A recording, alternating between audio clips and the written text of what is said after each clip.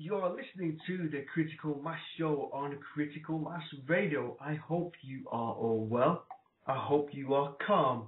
I hope you are relaxed and enjoying yourself wherever you are, be it podcast, blog talk radio, the chat room, anywhere you are listening to, whatever means, your mobile phone, sitting there on the train on the way back from a busy day at work, no doubt, listening to us. I hope you will, and I hope you've had a fantastic week. So, you just heard the jingle for the conference, the biggie. It's almost upon us. It feels like a Christmas sort of occasion when you're waiting for that special day to open your big presents, and it's round the corner and you're getting ever more excited, but there's still a lot to be done before. Well, I just want to say on that, thank you to lovely Yvonne out there for all the help and the kind sort of donations that you sent to the station, Yvonne. It's so good of you to do that. Thank you very much, Yvonne. And I want to say thank you to Rob Freeman and his brother John, who's basically set us up with the most amazing PA system to help with the conference. They've dug deep and he made a fantastic gesture. And really, guys, you've done us proud, and I love working with you, Rob. You know that, and your brother's a sound chap, so thank you very much. It's much appreciated. Cheers, John, mate. You know, when you've got support like that at the station or in whatever sort of congregation you're in, then you know you're going places, and we are. So well done. Cheers, guys. Thank you to Lisa and George. Thank you to everyone. Thank you to everyone at the station, because this last week's been bananas getting ready for this conference. So everybody who's helping putting in, thank you to you all. You know, Pippa and everyone, and just, you know, if I started counting on everyone, I mean everyone, and so the guys not mentioned, everyone. The Twitter account's looking good, but that's all up and running. You know, YouTube account's looking great, Facebook account's looking fantastic. The site, we're getting there with that. So, you know, we're getting there, we're doing things, so it's all great. So thanks to you all, and to anybody I've not mentioned as well, thank you. Up next, after myself, we've got the Green Man. So I'm just going to do a Green Man, because he's sort of like my radio idol. So I'm going to go, the Critical Mass Show, yeah. Can't do it. Guy's gifted. I've been practicing that. The guy is gifted. That's the Green Man Session Show up with Dan Okanusku. I'm going to need some. 1 second, guys. My guest is here. So, as always, with this show, you know I like to do things live. So I'm going to add our Tony, and we're going to have a good old chat. And I'm basically going to give Tony the floor, believe me, because this guy's got so much to say, and I can't wait. I've been looking forward to this all week. Just 1 second.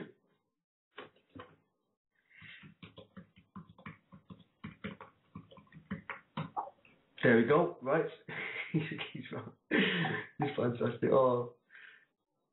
There we go. Okay, guys. Dialing through.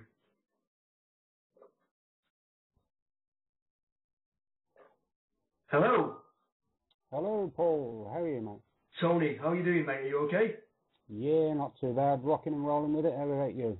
Fantastic. You're a bit muffled, mate. So if you just sort of speak up a bit there, or clear, that'd be fine, mate. Okay. Is that any better? It is a bit, mate. Thank you very much. So, listen, thank you for coming on tonight. Because like everybody in the Truth Movement, including yourself, you are extremely busy, yeah? Absolutely. Yeah. Right. So what we'll say is then, just to introduce to the guys. There's a little right up there, guys, in the middle of the screen that you see that Lisa's done. And Tony, I spoke to Tony in the last week, and you just sort of blew me away, didn't you, mate, in the sort of 5-minute conversation that we had. So what I will start off by saying is, for you to be where you are now, because I think everybody in the Truth Movement, mate, and I know you'll agree with this, they're at different angles, but they've all got the same goal. So where do you see yourself coming from through your awakening? Excellent question, Paul. Well spotted. Okay, the easiest way to answer that, and I often answer questions in sort of like roundabout ways rather than full on, is that I started out looking at one subject and then moved from that subject to another and another and another and another and another, and it just went right the way across the board. Because what I found out when I started looking to one particular subject, and that was the availability of free energy. In other words, it doesn't cost you anything to obtain electricity, for example. When I discovered the magnitude of the lies that we've been told about free energy and the implications, it's absolutely staggering just on the one subject of free energy. So I studied the one subject for a while, and it just knocked me completely sideways, because I've never thought to look into this subject. I thought, no, don't be stupid. It's not worth my time looking into it. I'm busy, I've got a business to run, I've got this to do, I've got to get this done, I've got to pay my taxes, got to cover this, got to, all that sort of mundane crap that we have to go through every day, paying this and paying that, and making sure Peter's robbed and Paul's paid, and all this sort of stuff. So that was basically the conditioning program that I later realised that I'd been put under since birth. And that was just the beginning, that we are conditioned from birth not to look into these subjects. Because the moment that you start looking into them, especially with any serious head-on, that's the time when you go, oh my God. And everything that you thought you knew about that one particular subject, and it's vast, it covers many subjects, that's the point when you finally go, holy shit, I've been lied to all my life, I've been conditioned all my life, oh my God. Well, if they've done it to this degree on this just one subject, what other subjects have they done it to? And then I started looking into, so many different things. Because one of the consequences of having some of these machines, especially, you've got to understand some basic physics here, which I didn't when I started. If you've got electrical current traveling down a wire, then on a basically an XY axis, you've got electromagnetic fields. And thus, what happens, no matter when you pass an electric current through a wire, it generates an electromagnetic field. If you've got a wiring loom in a house, you are subjected to the electromagnetic fields coming off the wiring loom in your property, in your house, or your flat, or whatever. It's all the same thing. Wherever you've got electricity, you've got magnetism. You cannot separate one from the other. So when we get to a point where we can generate massive, and I mean unlimited amounts of electricity, that means you can actually generate unlimited amounts of magnetism. And if you can generate unlimited amounts of magnetism, like putting two north or two south poles of a magnet together, they repel each other. You want them to repel more? Fine, turn the power up. And you get more repulsion. You want them to repel less? You turn the power down. Electromagnetics, anybody? Yes, we've all heard of it. The problem was that we've been conditioned to think that anything that could hover, for example, UFO or anti-gravity in a loose term, because it's not actually a true term, but in a loose term, as we all understand it, actually exists, has existed, and has always existed. It's a bit like saying there's a planet now with an atmosphere, stratosphere, or ionosphere around it, which is electromagnetics, okay, which form that protective bubble that keeps the heat in and keeps all our atmosphere and our oxygen in. Those are magnetic fields around the Earth.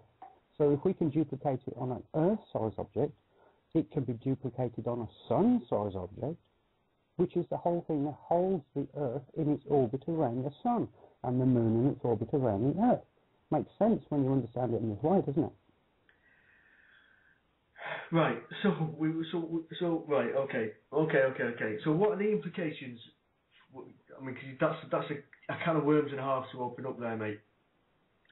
So implications on a minimal scale then, to an individual sat in his home subjected to all this.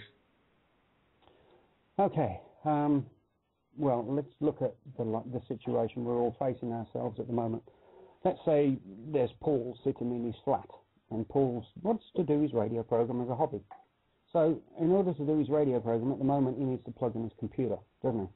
And he needs to plug in his Wi-Fi, and he needs to have heating so he's not freezing to death, and he needs to have light so he can see where the keys on his computer are, and he needs to be able to have all of these things in order to be comfortable enough to do what he wants to do, which is his hobby, i.e. critical mass radio. So the implications are, if we believe there's no such thing as free energy, okay, we need to pay for the light, we need to pay for the heat, we need to pay for the electricity, we need to pay for the roof over our heads, yeah? So all of these things involve money, and that money it's a form of energy, but anyway, that's another subject. The point is, if you could buy a little shoebox, for example, where you could plug into your mains, and you could connect from the mains electricity, and have a shoebox, and I'm using shoebox, it could be a chest or it could be a shed. The point being, if you could have a source of free energy that didn't use oil, that didn't use petrol, that didn't use, coal, that didn't use wood, that didn't use generators, that didn't use all these sorts of things that take fuel to run, then you wouldn't need to pay for your oil, you wouldn't need to pay for your electricity, you wouldn't need to pay for, the lights and the heat and all these types of things. So that, in a nutshell, is exactly what you asked. What are the implications of what I'm explaining to people? Those are them, in a nutshell. Okay, thank you. So, free energy could, in my mind, once this has got out, so what you're saying is free energy is there, it's just that we don't see it, basically. There's free energy on so many different levels. And once that free energy is accepted, okay, I'll give you an example. In Manchester, where I am, there is a biomass plant that's been opposed to by some people in the general public, but the powers that be are pushing it through. And my argument to these people is there's alternative free energies, but and they don't want to listen to me at that point. Yeah, I completely agree with you. There's a lot of implications and a lot of reasons for what's happening. The biggest reason, however, remains the same. The reason is we've all been conditioned to think that we need biomass, or we need coal, or we need gas, or we need nuclear, or we need fire, or we need wood chips, or we need something to burn in order to get that energy. That's a complete and utter lie. And that's the problem. It's the magnitude of the conditioning program that we have been in.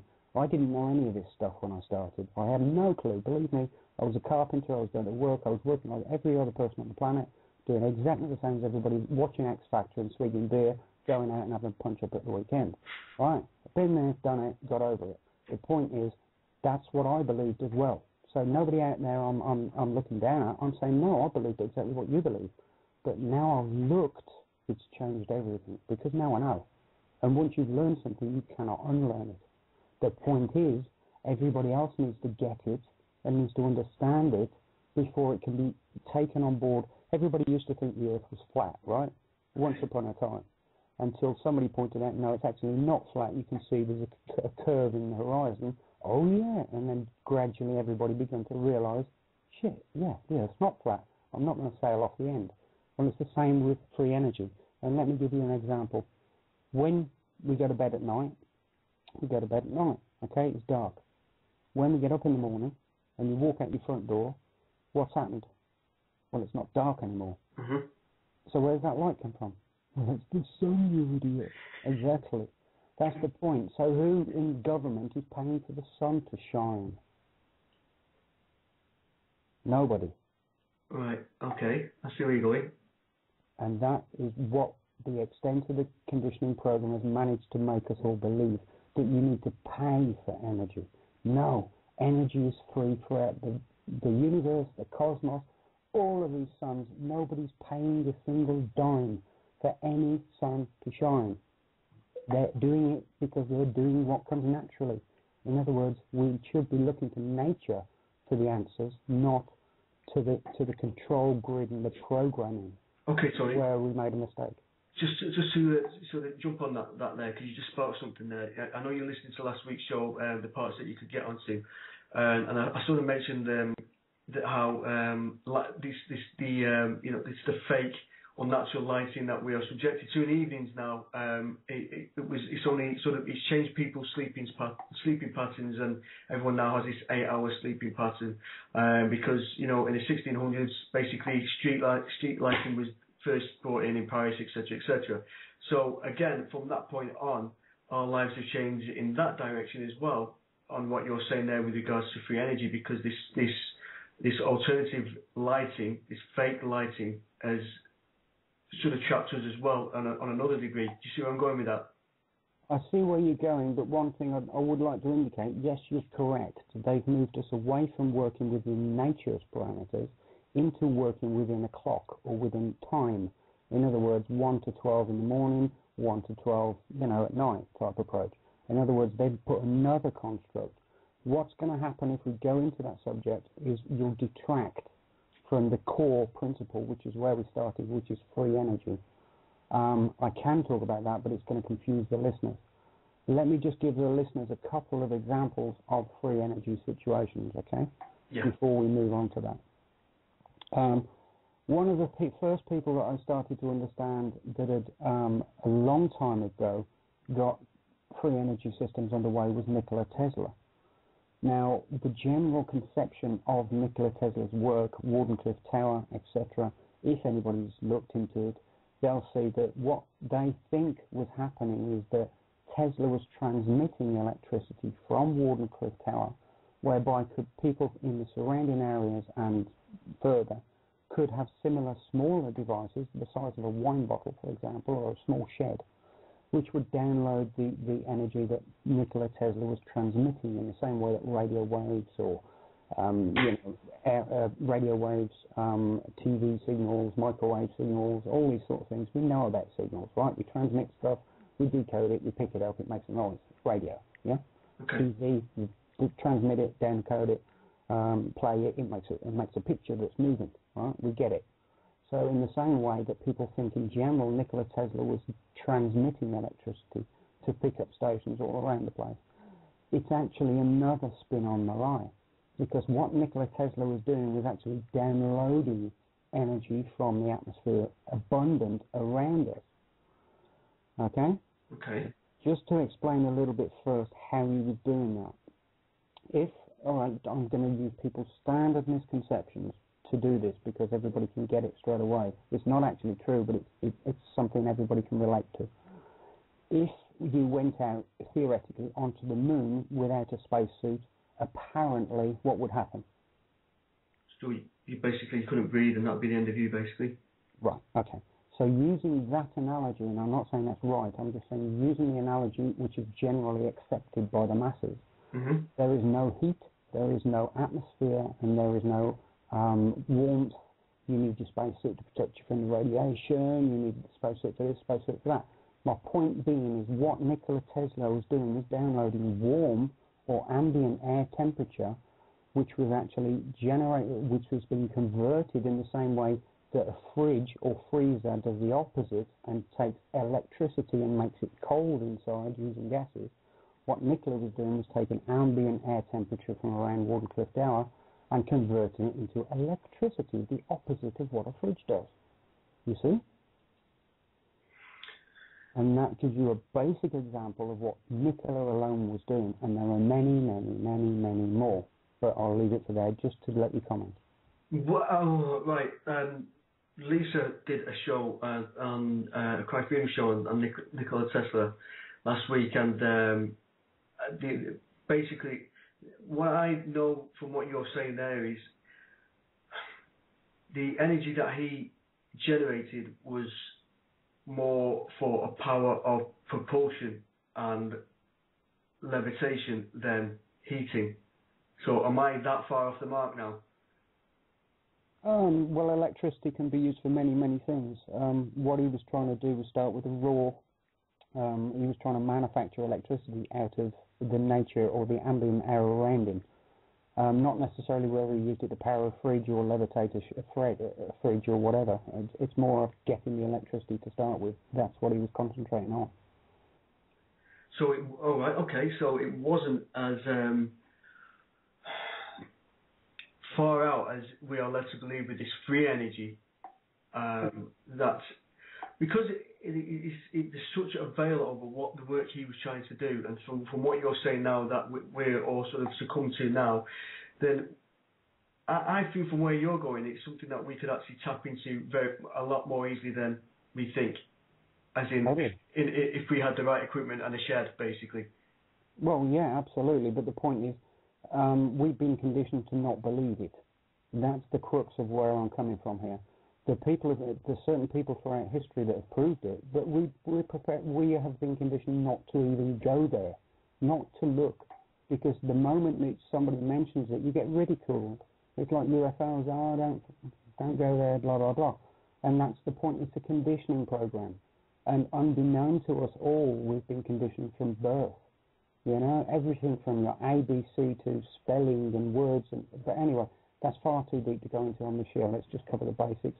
The point is, we have been taught certain things are impossible, which is lies, and we've been taught that certain things are possible, which is the opposite of what's actually true or not. I mean, how can I put this? It's a mass conditioning program that starts at birth, and it gets bigger and bigger and bigger as you go through school, then you go through college, then you go through university. You get a narrower and narrower perspective on life because of the conditioning. You get up in the morning, you go to school, you go to college, whatever, and you're conditioned all the way through. All you want to do at the end of the day is get out of there and go and have a beer and party or something. You know, I mean, I'm talking college and university and that sort of stuff. The point is, when you're a kid and you're in primary school, all you want to do is finish school and go home and play with your Lego. Do you know what I'm saying? You're that bored at the end of the day, you just want to get out of that place. And that's part of the conditioning program, but none of us knew it at the time. And our parents have been conditioned into the same thing as well, and their parents' parents. So it's not just a couple of us that have been misled. The entire human race has been completely and utterly misled. But we're beginning to realise that now. Then the next step is realising the magnitude of the lie, because it's absolutely huge. Right. So okay, I'm trying to sort of to get to that point, and there's lots of questions arising here, and I've got another one for you. Are you seeing any sort of devices that are out there now? Because we talked about Brown's gas and etc. and this, that, the other on the station. So are you seeing anything that's out there now that we can actually, along the sort of lines of purchase, for us to sort of go in that direction? And just to step up a little where you're going, mate. Okay, no, that's fine. Okay, when you do some research into this subject, and I'll just leave it there. The point is I've done shed loads of research into this, and people can access it in my book free of charge. The point is, when you start to do the research in this, you find there are hundreds and hundreds and hundreds of inventors, of products, all which amplify energy. They access 0 point. They do it through lots of different ways. They do it through harmonics. They do it through vibration. They do it through 0 point. They do it through magnetics. They do it through water. They do it through matter. They do it through gravity and anti-gravity. They do it from matter and antimatter. There's all sorts of different systems that have done that. Now, what's basically happened is the powers that be that want everybody kept on oil, gas, coal, and all of the rest of the nuclear crap, which is a whole different subject. Everybody wants you to fall into line and pay for this energy, pay for that energy, and pay for everything else. All of the people that have invented these things in the past, and there are literally thousands of these inventions that have been bought up by the patent company. People that have tried to get them onto the market have been killed or died of cancers mysteriously and all the rest of it. And there's basically been a campaign to suppress the technology for many different reasons. Just one of which is anti-gravity itself, which is a whole different situation. Imagine, well, all right, I'll just leave it there for now. Does that answer your question? Yeah, but like you say, it can go on to other things. A few questions like that coming through at the moment. I keep hearing that, like you're saying, that it's something that people are never going to get because it's one big lie that we've been led to be. We've been fed from day one, which you're exactly right on, along with many other things. It's a form of control, possibly the biggest form of control. Because, like I say, once we get past the free energy and we can be self-sufficient that way, then warmth and housing, and that's it. We've got it, haven't we, really? Well, that's the point. The very first barrier is ourselves. It's our belief structures. In other words, if we can possibly bring ourselves to try and look into the subject, what we'll find is exactly what happened to me. Is like, holy cow, wow, this guy's done this. And then you find another guy that's done that, and another guy that's done it this way, and another guy that's done it that way. All the drawings, all the diagrams, all the scientific representations, all of the data, all of the tests, everything's pointing to the same thing. Yes, it's real. But the point is, unless you actually looked, you'll never see it. Because you'll allow those around you to go, oh no, it's rubbish. Oh yeah, we heard all that. My teacher told me this, my teacher told me that, and it's all rubbish because they say so in the science, and this is rubbish because of that, and blah, blah, blah. It turns out the whole conditioning program is again a massive conditioning program to condition those who teach the small. The teachers are conditioned in the same way the teachers that taught those were conditioned, and the list goes on and on and on and on. The point is the entire thing is a conditioning program to stop you looking in the first place. And I invite anybody to download a copy of the book and to start working through the massive list of free energy systems that are freely available that we can manufacture in our own sheds, a lot of them. The point is, I dare anybody to go and search that and come back and tell me I'm wrong. Because I know for a fact you can't. There's just too many of them. Right. The book's Cosmic Consciousness, yeah? Yeah, the book is called Blueprints of Cosmic Consciousness. Okay. And it's available free to download. It's an interactive book, so you've not got to sit there and go through something like the size of a dictionary. It's only 250 pages long, but the important thing in this book is don't listen to me. Just look at where I show. I point to that guy over there that spent his entire life working on a machine. And I'll point to another guy over there, like Nikola Tesla, who spent his entire life working on a machine. You know, it's not all my work. All I've done is took the time to look at it, put it into an A, B, C, D, E, F, G format, and all you've got to do is literally click on the links, and it will take you to lectures where the people themselves present their own research and their own work and their own experiments. So it's not what I'm saying is true. I'm just pointing and saying, you need to speak to that guy over there, you need to speak to that guy over there, and when you've gone through 50 guys and all their independent research, which has got nothing to do with me, the point is their research tells them it's true, and you'll get it big time, straight away. Can I just, Tony, a big thing here for me is that we're trying to get there with the free energy, so it's interesting, the synchronicity of, you know, just you and I, again, sort of meeting, which I know you're big on as well. We've seen these air-powered, water-powered cars now, especially in France as well. They're leading the way when it comes to this, and they are what we're looking £4,000, £5,000 for an air-powered car, right, or a water-powered car, and they're not shifting these cars at all, right? They may look a bit weird, you know, and the point you're making there is that just to sort of back up the point, really is. People will not accept it even if it's in front of them now, I think. And that just shows it. Well, that's the depth of the conditioning program, and that's the crux of the problem. Because whether or not they will accept it doesn't mean to say it is or it is not true. And that's the point. You need to be able to go and look for yourself, not for me, not for anybody else, for yourself. You've got to be prepared to put your first foot forward in order to start the journey. And every journey starts with a single step. So don't take my word for it. Download a copy of the book. It's free. It won't cost you anything. Go and look yourself.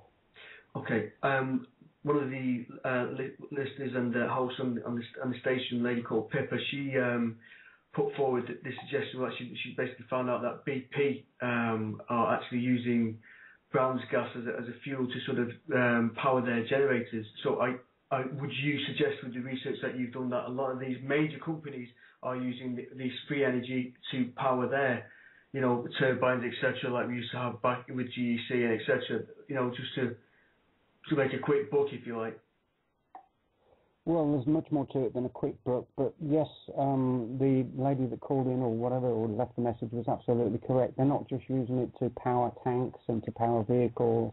They're also using it for welding, and they're using it for a lot of oxyacetylene uses and many other things. But yet, predominantly, the people that own the big companies and the ones that are set to profit the most, like the industrial military complexes, BP, Chevron, Texaco, Gulf, Total, you know, all these companies that are profiting from petroleum are all the ones that are holding us captive in order to make sure that we've only got one source and they control it. So all of them at the top, in other words, the top higher echelons of the business fraternity, if you like, they all know. They're well aware of it, but they're just not telling you or I or anybody remotely down the chain that these things are real. Right. So sorry. So I'm getting.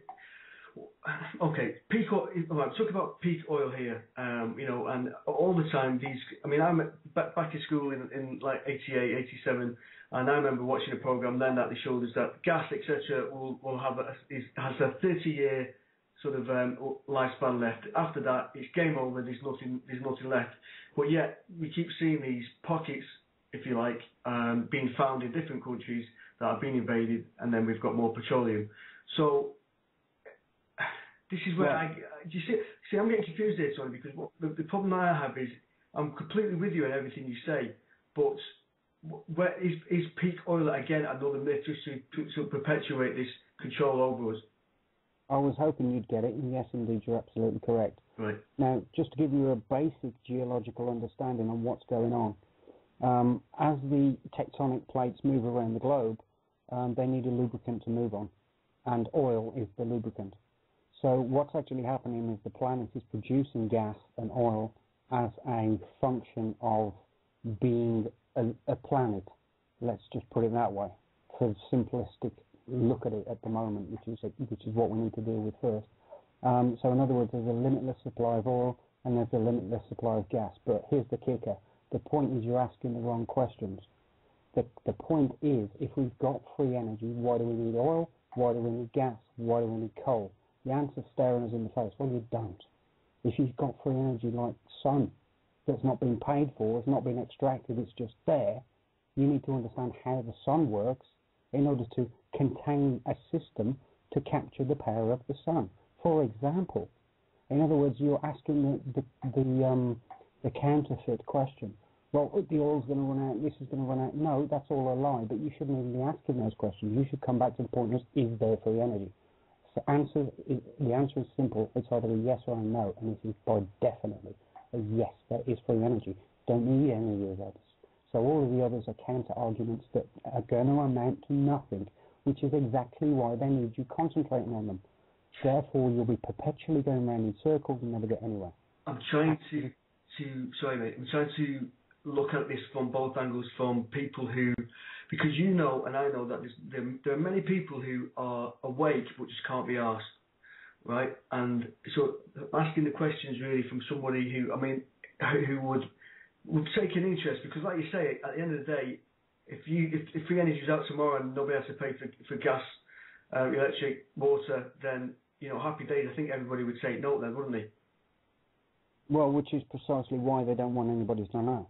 Yeah. So we're going around in circles on that one. Okay, all right. So the next, the point of what we're trying to do at the station, I know the work you're doing and with your book is to try and not wake people, because that doesn't work. We know that now, don't we?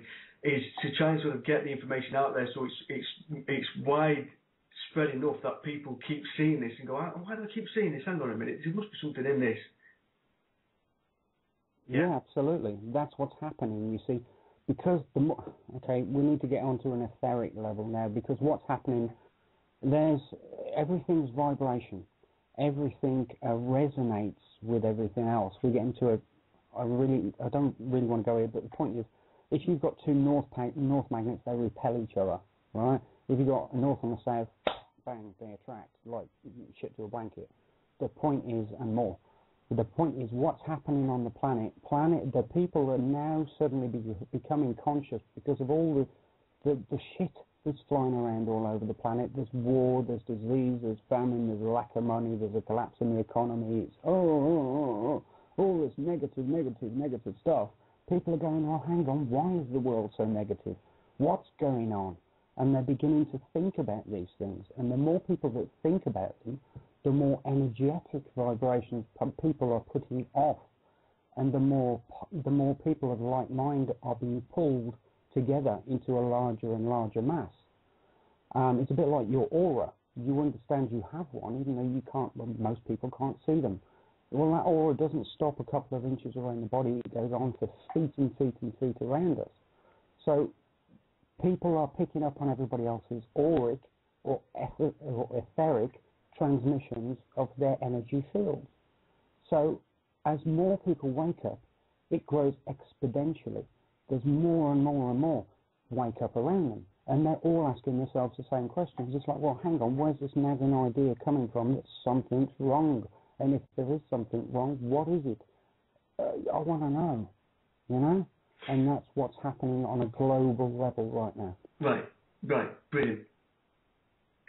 This awakening, this synchronicity, this veil that's sort of falling, can I ask you your thoughts on that, as in, just to tie in with what you're saying, and I'm trying to tie this in as best I can, is this a natural, it's set in the stars, the planets are aligning, people are going to wake up at this time anyway, we're here for a reason, it's our job, you know, everybody listening, everybody at the station, yourself, that it's our job to sort of make this happen? Or is this just a case of we've been shit on for a great height for so long that inevitably people are going to start waking up to what's really going on?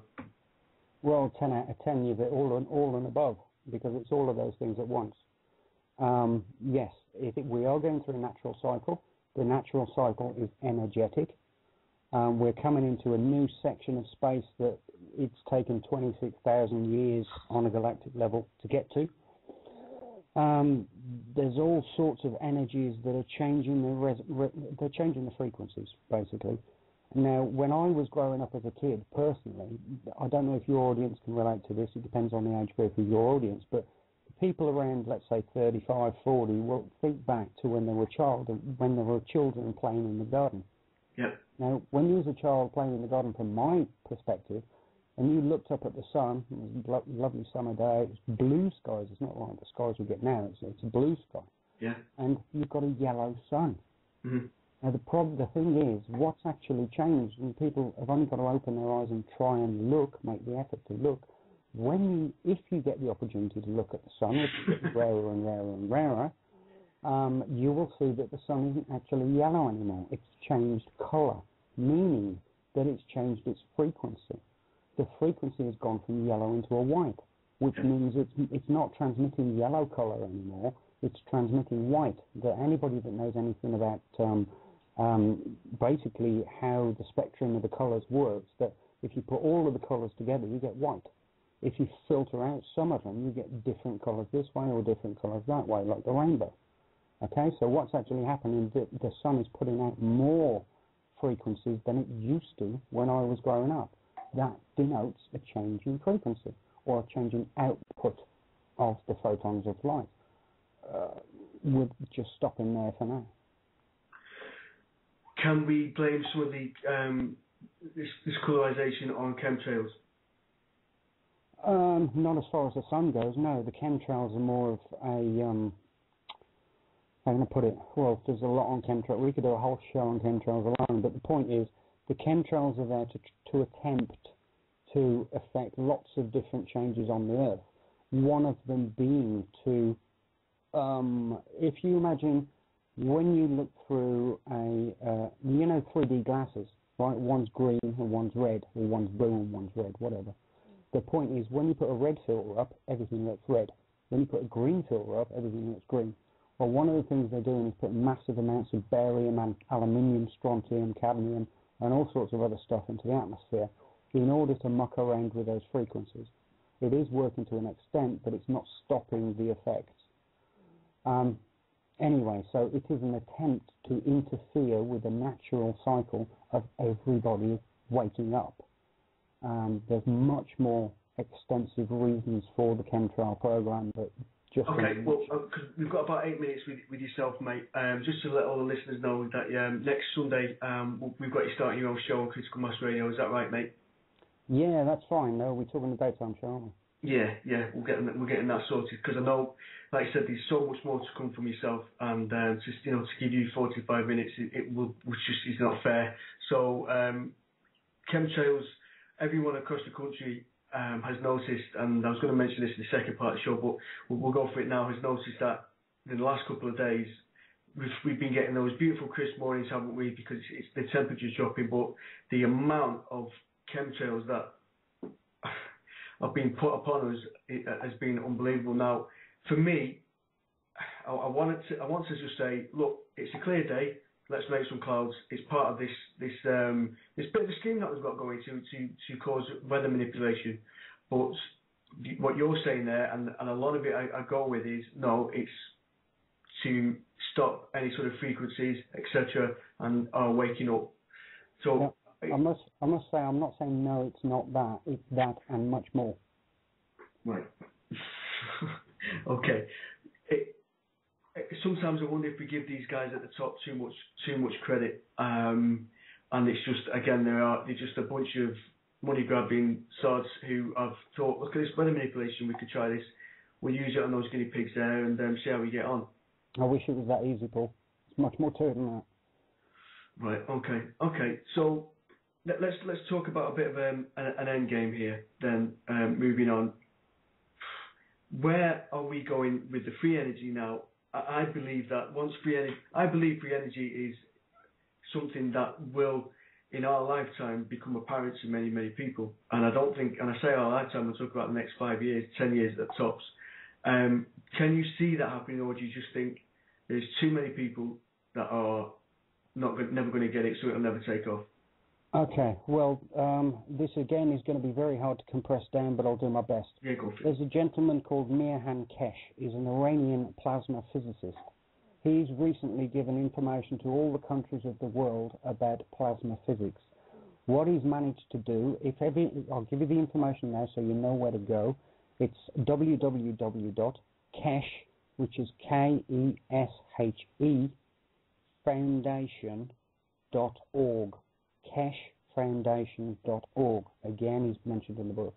He's given information to embassies, to presidents, to the top officials in pretty much the majority of the countries in the world.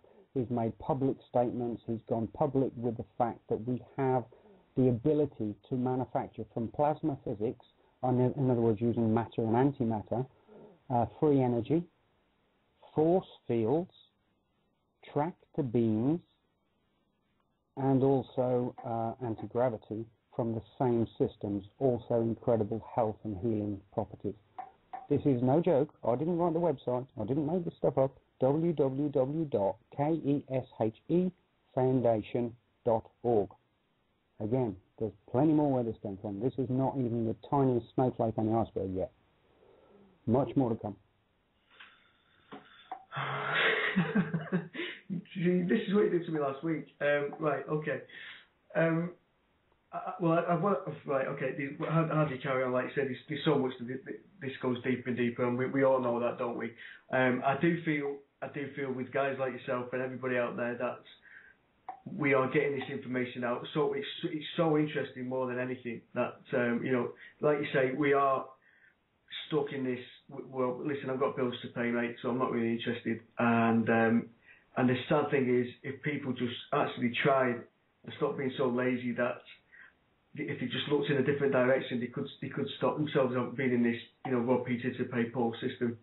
Well, it's actually a bit more than that, Paul, because when you actually look at this thing, instead of going, oh no, I can't be asked to look, when you look at it, you go, holy shit, what the fuck? What the hell's going on here? And you become excited because you get to learn more and more and more information. You're going, holy cow, I never had a clue. And that's the point. You never have a clue until you look. So even if you can't be asked, push yourself, which happened to me. I couldn't be asked. I didn't want to know.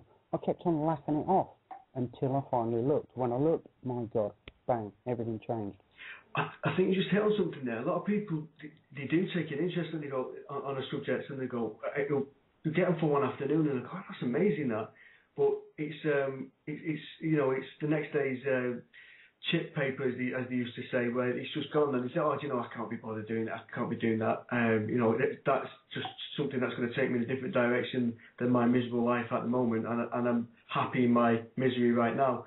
So yeah, you're right there, mate. A lot of people are aware, but just cannot be bothered to push themselves in that direction.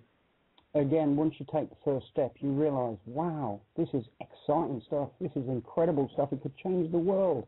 And then you get more, and the more you learn, the more excited you get. It's not the negative shit. the negative shit that designed you there to keep you in there. Oh, I can't be asked. Oh, I've got to pay this, got to pay that, got to pay the mortgage, got to feed the kids, and all this shit. That's the negative stuff. When you actually start to look in the opposite direction, which is the positive stuff, that's when it all starts coming out. Pandora's lid comes off, and you think, my God, what a beautiful, beautiful, beautiful world we could be living in if only people looked.